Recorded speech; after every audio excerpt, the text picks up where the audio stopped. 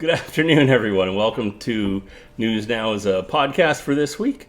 I'd like to welcome Ron Schroder and Ruxandra Bucataru of the SaveMainStreet organization.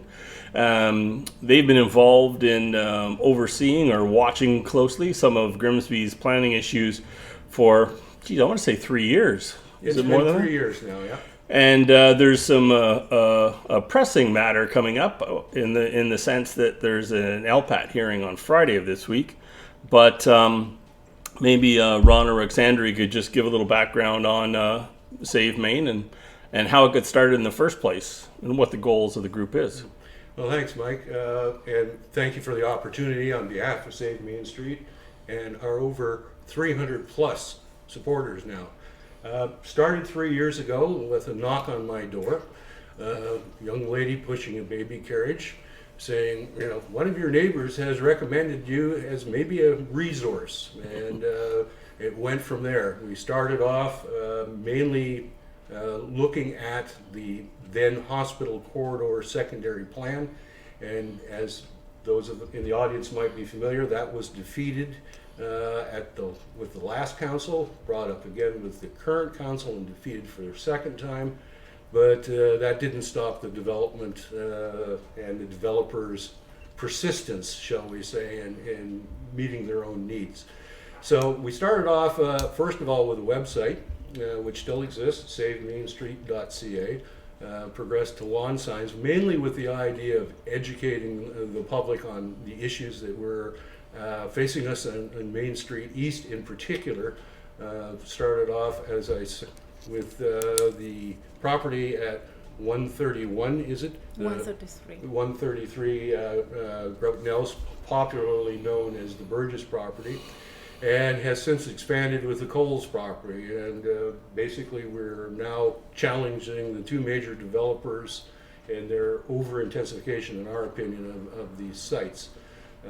Recently, as you've noted, about 10 days ago, we had our first live meeting, well attended, well over 100 people there. We were kind of pushing the COVID limit a little bit, but everyone played safe, social distance, etc.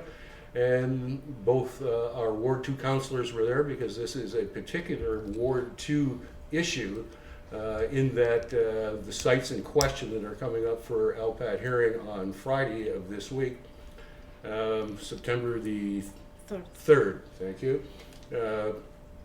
So it was a critical meeting. We are gaining support. And it was good to see both ward councillors there. Yes, and very good. I must admit I was very pleased that they did accept our invitation. We did promise them a civil, informative, and respectful meeting, and I believe we accomplished that. There were numerous questions asked specifically about Ward 2, but a lot of questions from around the town, mainly dealing with things like traffic, infrastructure, safety, etc. All very good questions, but kind of off topic.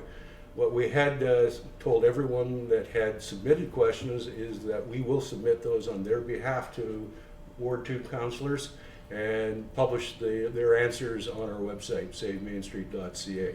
And it's not unlike when council themselves are asking questions during meetings of staff. The staff have to research those things.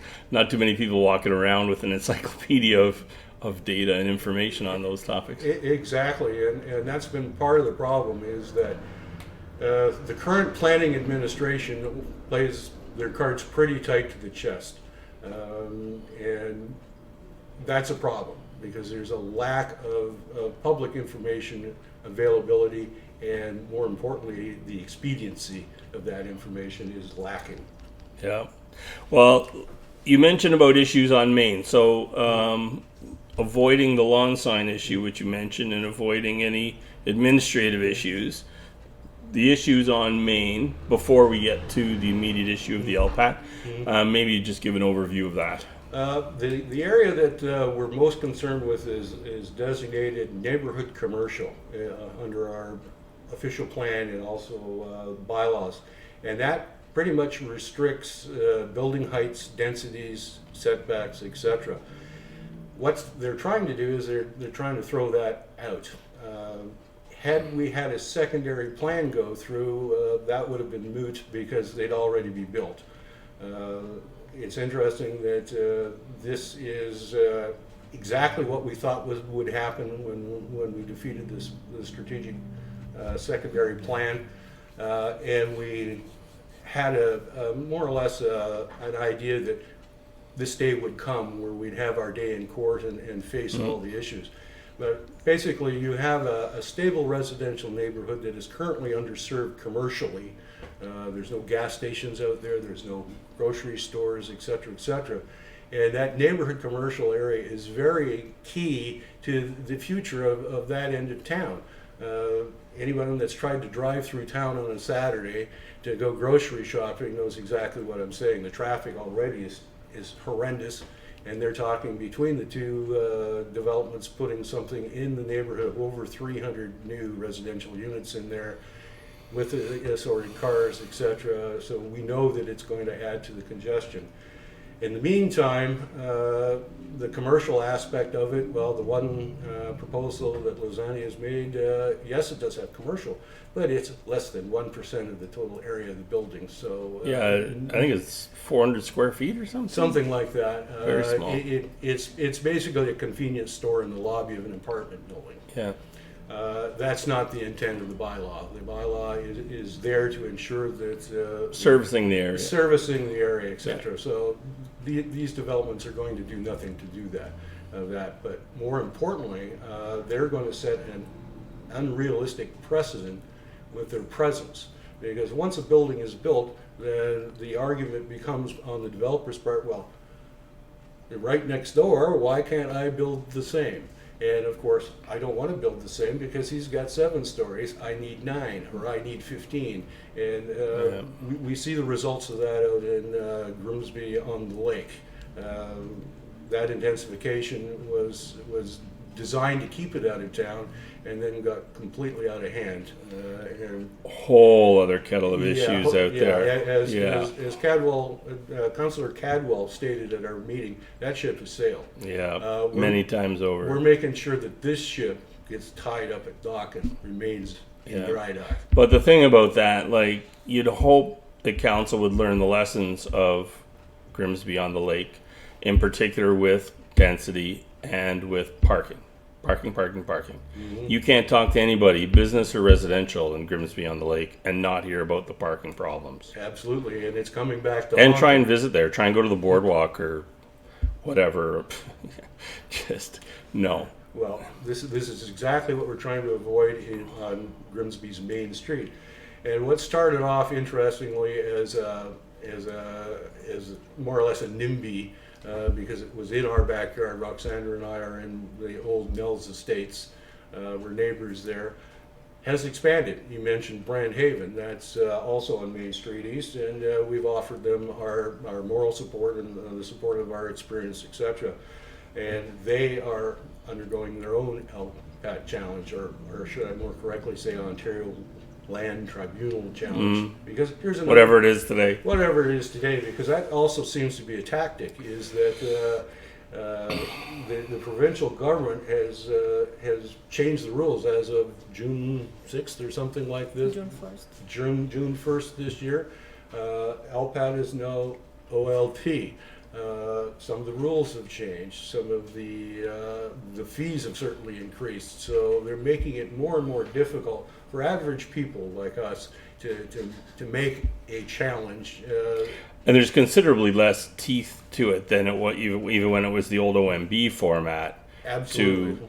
To bring about, like, for a grassroots citizen movement to get any type of, not really control. And I want to touch on that, touch on that as well.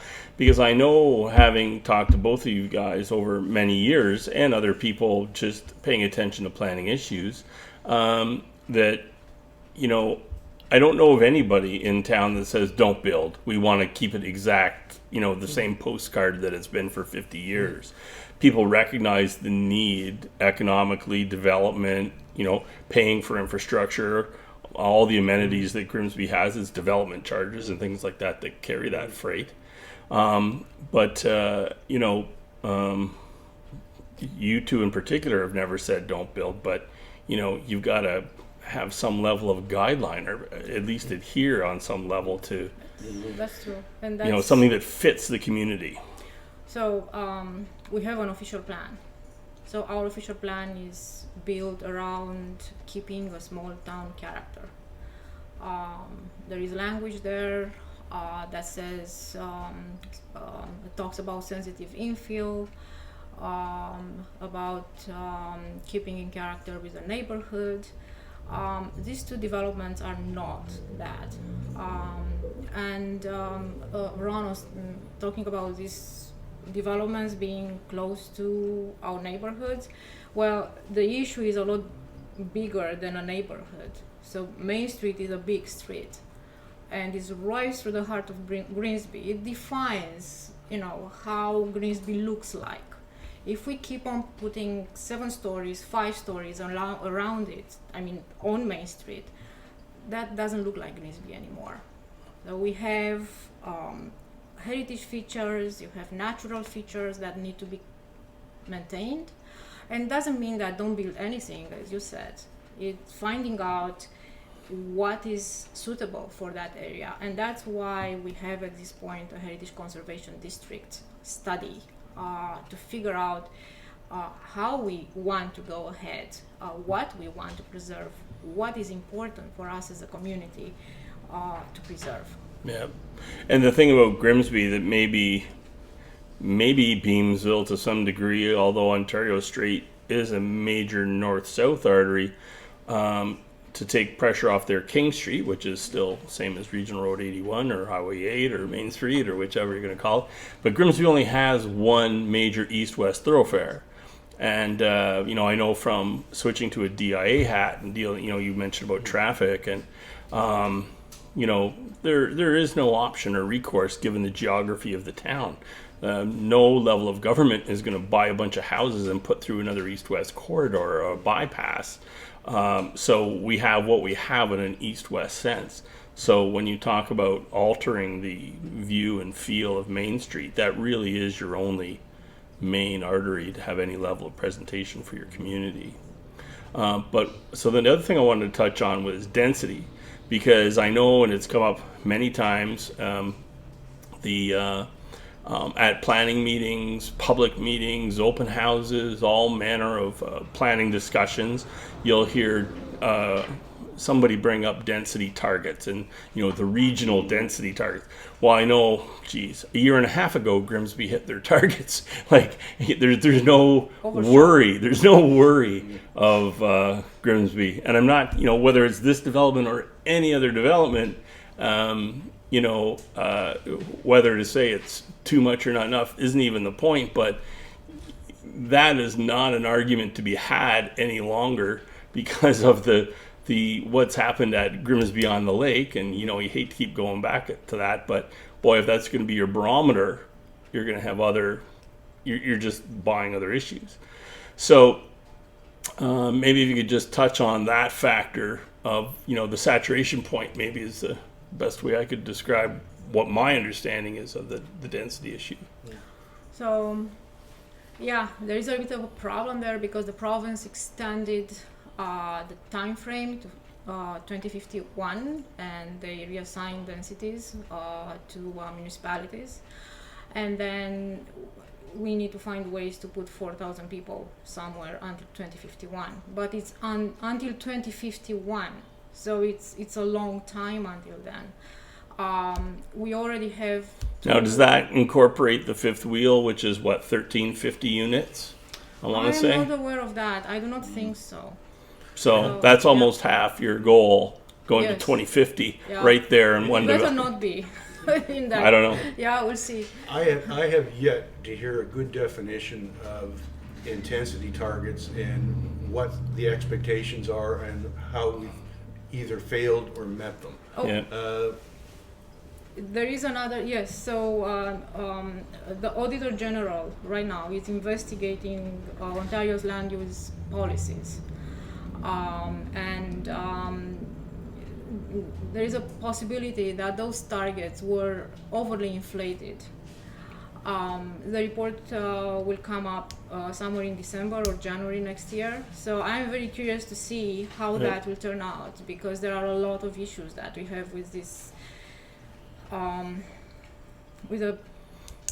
the key, and again, I don't mean to cut you off there, but density isn't a bad word or a bad thing. It's where it happens, right? Because you look at where the GO is going to go in, and that density is going to come across the other side of the QE, and you're going to see that side of the Casablanca quadrant where there's some commercial and some vacant properties.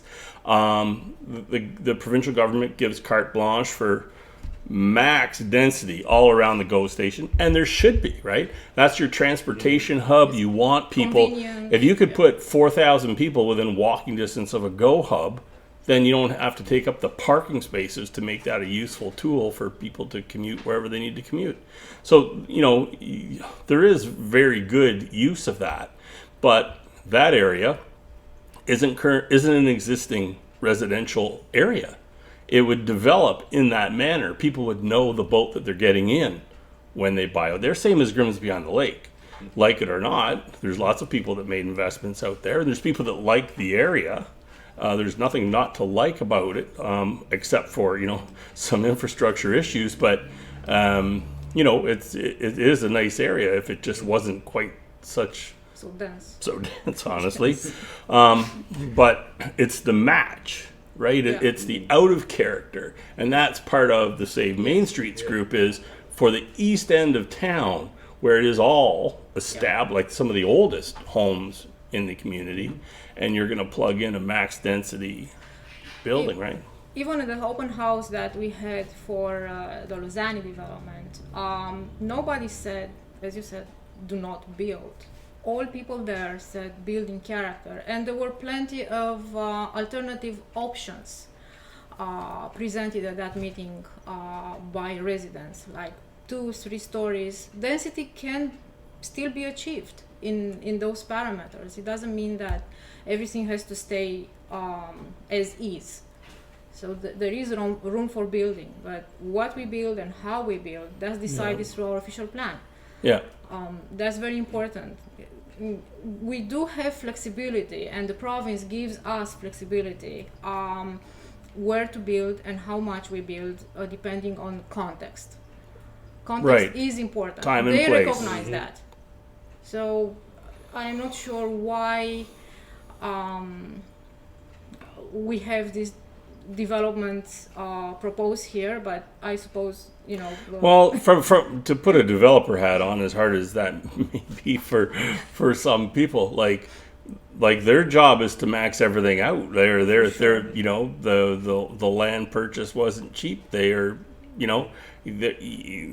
they risk the intangibles of the market, and you look what's happened with them with COVID and lumber just going insane in pricing. And so they've got projects that are, mid whatever. They still have to order things in and get things done and absorb that cost. I feel just as sorry for them in that regard, given the impacts of COVID as any other business that's seeing these unforeseen impacts. But that's where the government has to step in and be the referee. That's what and I've said this many times in my column over many years, whether it's Grimsby Council or Lincoln Council seeing some pressure more recently. It's absolutely the provincial government that has to step up. They hold all the cards. Like you mentioned about them changing the format from OMB to LPAT to whatever it is now. They could have done the same thing and changed the format. That's great, and put some teeth back in it. And protected small towns, but there really isn't a lot of interest, in my humble opinion, to do that. I don't totally disagree with you. I do think we do have some tools, and there were some tools proposed last fall in the form of a heritage conservation district, which would be extremely appropriate for the area. But that was something that was within the town's control. Exactly. And there wasn't a lot of interest from a majority of council, as they say. So it's unfortunate that that was voted down, and that gave the opportunity Yep, they opened the for- door. There's for no this question. for this development 100%. to be deemed complete and to come forward. And then now we have a big problem on our hands. Yeah. So there are things that council can do to minimize the effects of the Agreed. provincial policies. It's Yeah. not that we're tied. And on that, even the way that whole thing went down, watching it at council, because first they said no and planning was against it and we need this, we need that. It just seemed to buy enough time to allow this to come down the pipe. Exactly. Because then planning kind of changed. And Yes. it's like, oh, well, yes, now we can, what they're looking at doing now that that's in and it would get grandfathered under the existing. And now all that decision actually, or those actions put in peril even the Heritage Conservation District study, because that area is in the middle of the study area. So all of a sudden, if these are allowed by the OLT, then they will be out of character. So they will have to probably, that area will be not significant anymore from Oh, yeah, heritage perspective. That becomes the character. That becomes the That would character. be so dominant. It Exactly. becomes the character of So Maine. then, There's no question. why we have a conservation district study if we allow these developments to Yeah. go meanwhile? The horse is long gone Yeah. from the corral. Yeah, what we needed was independent assessment, historic independent assessment, finally done, because it's been requested for so many years. I remember Dorothy But- Bothwell mentioning that at council. Yeah. Yeah, and all of a sudden, we are in a situation where everything can be thrown out of the window again, and here we go again with an appropriate intensification. And just when you mentioned about heritage and buildings, if you remember just a couple of weeks ago, there was quite a debate at council when the proposal at Slessor Boulevard in Livingston, the planning recommendation was to go with a modern look, and everybody sat back and said, Yes. I won't say, I can imagine what they were thinking, but it was completely contrary to what was actually discussed and approved. It was the opposite. Yeah. And that kind of got caught almost at the 11th hour, like they were almost ready to vote on that. And there was at least enough support to say, hey, and that was where one councillor that normally would vote a certain way said, hey, it should be in keeping with the Yes, the that was heritage fortunate. design of other buildings, and even the one that was just the commercial building they mentioned where Heads Held High is, and Pita Pit, the commercial property, which is brand new, but at least it was built to a proper style, and the new home would match that. So there are instances where they'll choose to pay attention to heritage, but where anything happening on Main Street that it doesn't seem to match their interest of doing a smaller building on Livingston, from what I saw at council anyway. Yeah. So tell me what's happening Friday. Ruxandra, take it away. So Friday there will be the case management conference for the development of the Coles property. It's sort of a kitchen sink type of event. It's not the hearing itself. So probably issues will be decided, who are the parties, who are the participants, things like that. We do encourage public to participate. We'll keep everybody informed about this LBAT case. It's very high profile and very important for our community. Now, sorry to interrupt you, but it's only because I don't know and I want you to clarify. When the hearing is on Friday, are you able to record that? Like, will you put that on your Save Main Street site after? How does that work? No, unfortunately not. So the all the meetings are Closed. Are open to the public. Oh, So we okay. already put the link there. So if you want to participate, you log in 15 minutes before the conference. About the before the sorry. event, you can participate, but I think they are recorded on request or something like that. So but they're live, so you Okay. can participate live. We as a group, we did investigate the possibility to participate as a party, which would have meant that we are directly involved in all the proceedings and have a say at the table. But unfortunately, the cost of that is prohibitive, and so we decided to have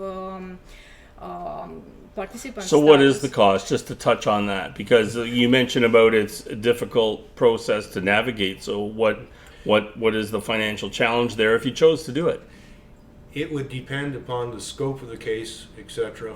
But you had better show up with a professional planner and a lawyer. So we've had estimates anywhere between $75,000 to $100,000 per challenge, and we have two. Because we have the Coles property and then we have the Grout Nels. Yep. So it's a significant. You don't have 200,000 burning a hole in your pocket? No, I don't. Maybe you do, Mike. But I just spent it yesterday. yeah, our best shot here is to make the loudest roar that we can, and Save Main Street. We are now actively soliciting people that will sign up and become appellants with us, which means that they stand with us in everything that we do, and there's power in numbers. Listening to two little citizens from Grimsby, that doesn't have much clout. Listening to hundreds of Grimsby citizens will have some clout. Don't know how successful it will be. If nothing else, it sends a very, very clear message to the current council that there's unrest, serious unrest, and I'm not telling you anything you don't know. I'm just thinking good luck with that is Yeah. all. I've just seen too many things. Yeah. So, Haven't we all? Yeah. And all I can say is that as we're working towards October 2022, people should take careful note of what's happening now. I keep shaking my hourglass, but it won't move any faster. Yes, that's true. I do too. To come back to the LPAD case, I should probably mention that we're applying for participant status, and what that means is that we already submitted a written deposition of our statement with all the issues that are very important to be brought up in this case, and we're hoping that that will be considered by the judge when the hearings will come. It's likely at some point that we can speak to it if the judge is lenient enough and would want to give us a voice. Now, what is the town's view on this LPAT? Are they, because Very good question, Mike. We do not know. We do not know. so they could show up and before it and just have put their lawyer behind the developers and say go ahead. Potentially political suicide, of course, but that's already been committed by a lot of them.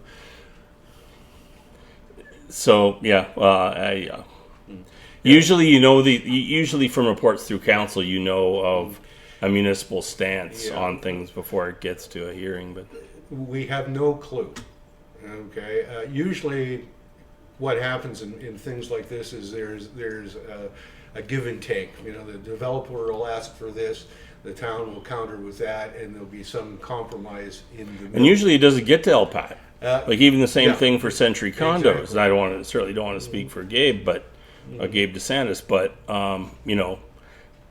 he kind of got hung out to dry by planning in the day on that one. But Well, quite frankly, I think that this is a time-sensitive appeal.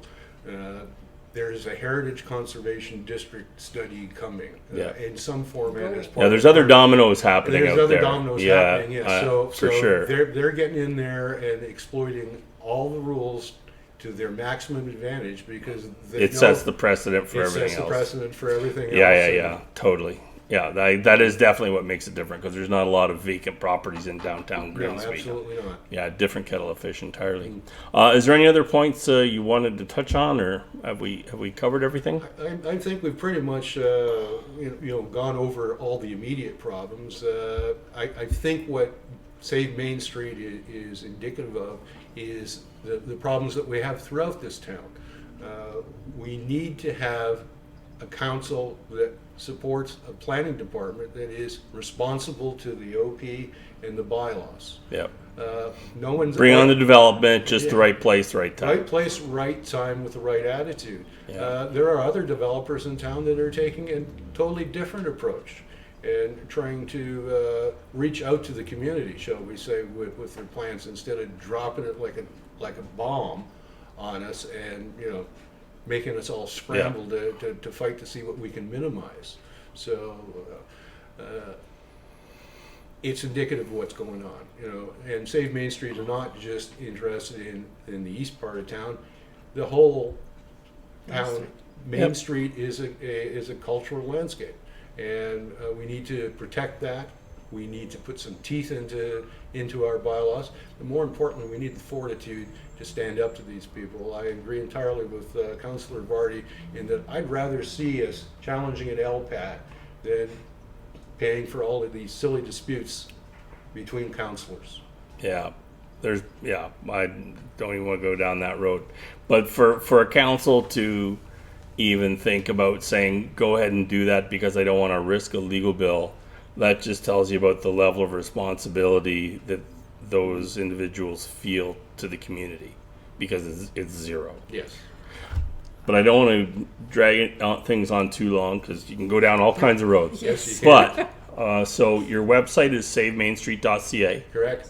And if someone wants to get in touch with you directly to find out more information about the group, or to become part of the group or help in any way, how do they do that? Yeah, we have a forum on the website, and we actually urge people to get involved. Getting involved is the most important thing you can do today. Read your newspaper, read our articles, get involved online, urge people to go to open houses. I know some people are very disappointed at this point, but it does matter. Your voice does matter. A lot of people participating and writing to counselors, it does matter. Great. Thanks a lot. Thank you for this opportunity.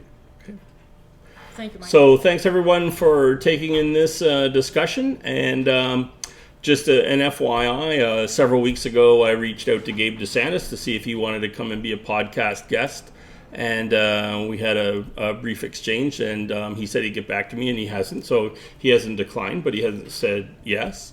And I haven't contacted Fred Lozani, but I certainly will, or if you happen to see this, Fred. And I'd welcome any developer who wants to come in to not really present their side. I think I understand their side, but there is a side, I guess, when it comes to the scale of what's happening. And that's where I would think the majority of the concern is with most people in town, is, like I said, time and place and scale of it. So I'd welcome anybody from the development side of the issue to come in and speak anytime. Thanks very much.